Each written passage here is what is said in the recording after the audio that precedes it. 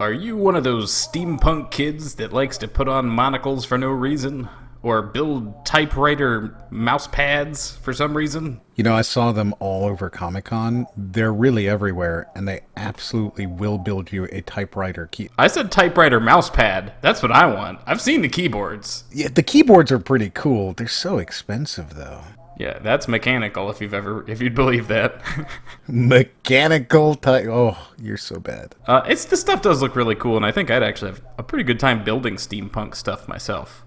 I really feel like we should build an entire set of steampunk stuff for YouTube. That would be neat. Right? Hey guys, this is Crypto Spook. And this is Moriarty, and today we're taking a look at SteamHammerVR, which is a game that we have been meaning to review for quite some time. The developer has actually been hounding us to review this because he says that this meets every single requirement that we have for VR games. When we did our Dear VR Developers video, he was all over that saying, hey, I meet those requirements. I already have all that stuff. Well, maybe he does. I will say that the game itself is pretty neat. I like the physics. There were some things I didn't like in it. The movement. So there was a sort of teleport-style movement. You could walk around your free space, but the only way you could get around, I guess, there's kind of these magnetic fields that you can jump into, and I guess there's predetermined spots around the world that you can teleport to. Okay, so it's room scale, but you're moving on a grid? I guess it's kind of a grid, yeah. I couldn't really quite figure out exactly what the criteria was. All right, then. So you have two different devices, which are steampunk-based devices, that can do many different things, and each hand can do a different thing or the same thing. And it becomes a wave-based shooter where your job is to kill stuff that's coming to kill you after the city of London has been taken over by, I think his name is Doctor Rattwurm or something. Ratzilla? Something like that. Dr. Ratzilla or Ratzilla, something along those lines. And he has decided to take out the city of London and send in his automatons to attack everybody. So your job is to kill them. All right. You know, it's funny because that story sounds... You know how Intel has their expert program? Well, Intel has an expert program, and people can join into it and win free processors and get cheap stuff and things like that. But they have to become an expert at Intel products to do that. So I joined this a while ago, and they actually do annual big summer sale type things where you can get a processor, brand new processor for $200 as opposed to $700, right? That sounds pretty amazing. Pretty cool. So they do that, and they have a plot in their summer sale to kind of drive you along to learn and watch these videos and kind of figure out how Intel works, and they teach you all this stuff. And they have a plot that's very similar to that with, a dude sending automatons to go massacre a city. So perhaps... That sounds awesome.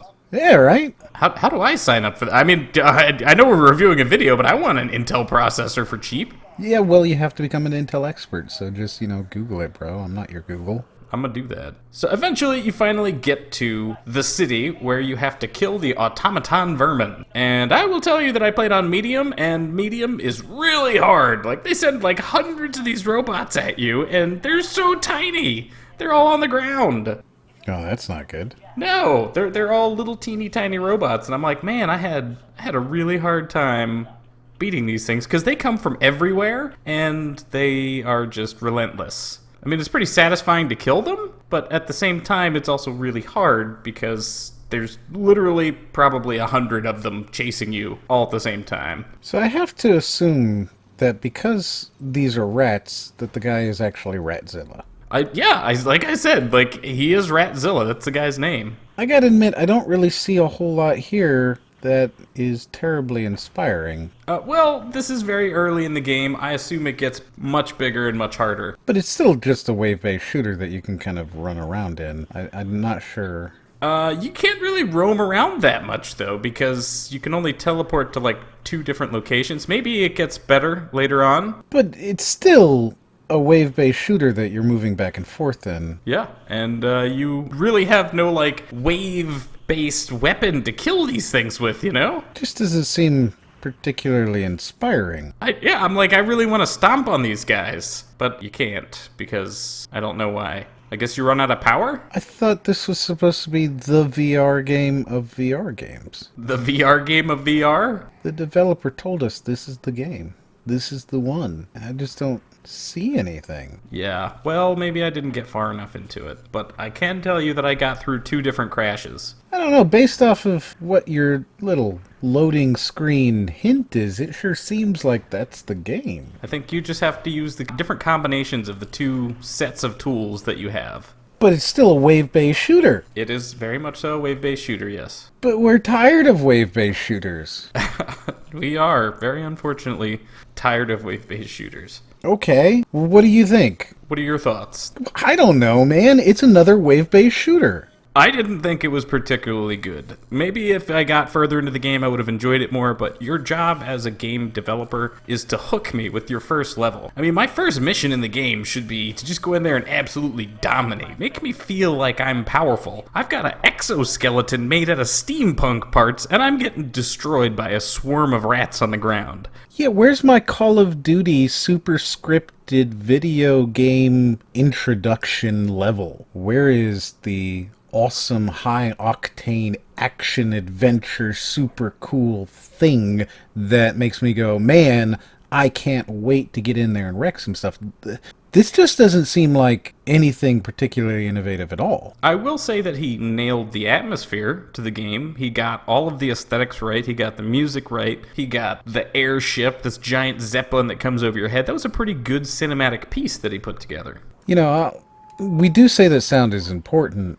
I mean, looking at what the developers sent, it appears as though there's an entire type of gameplay that isn't even in the game yet. But even with that, this is still just another wave-based shooter, and it doesn't even seem to be a particularly impressive wave-based shooter. Granted, you have weapon combos, which is great, and I like the idea of using strategy as opposed to just, serious Samming your way and shooting as fast as you can to kill everything. But I don't see anything here that makes me go, oh my god, I need to play this game. I need to pick it up. I have to play it now. It's got to be the game. Still waiting for my must-have VR game. Speaking of must-have VR games, I actually read an article today about Fallout 4 VR, and they said it is the Mario, it is the Sonic of VR.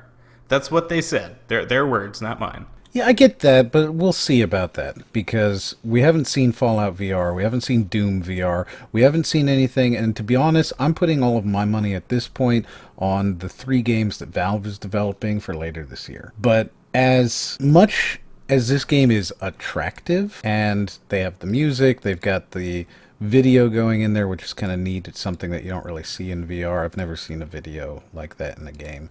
So there's some cool stuff going on there, and sure, they have the atmosphere. I just don't see a whole lot of game here other than another wave-based shooter, and that just doesn't impress me anymore. I don't think I gave the game enough of a chance. I had a couple forest crashes, but you didn't compel me enough to want to play the game in your first level. So for me, at this point, I think I'm going to have to say I don't intend on picking it up or trying it unless I see in the future that they introduce a whole lot of different stuff that makes me go, oh man, I'm really ready to pick it up at this point. But for now, this is definitely a not recommended for me. Unfortunately, it's also not recommended for me because of the lack of mobility and the fact that it's a wave-based shooter where I can't get away from the things that are chasing me. I think you need to really rethink the weapon strategy here. You're introducing too much too fast in the beginning of the game. What you need to do is cut it down to maybe 1 or 2 per hand, and then give me a chance. Let me unlock things as I go forward through the game, and make it easier in the first couple levels. You start out with just the hammers, and eventually you unlock another thing that you developed. And that would really help with the development of the plot of the game, as well as teaching the player how to play the game. You give me 20 different things I can combo together, and that is just way too much going on for me to figure out on my own. So there you go, guys. That's SteamHammerVR. Have you played it a little bit more than us? Do you have a completely different experience? Are you thinking perhaps we just didn't give enough of a try? Admittedly, we didn't, and I think that's not our fault.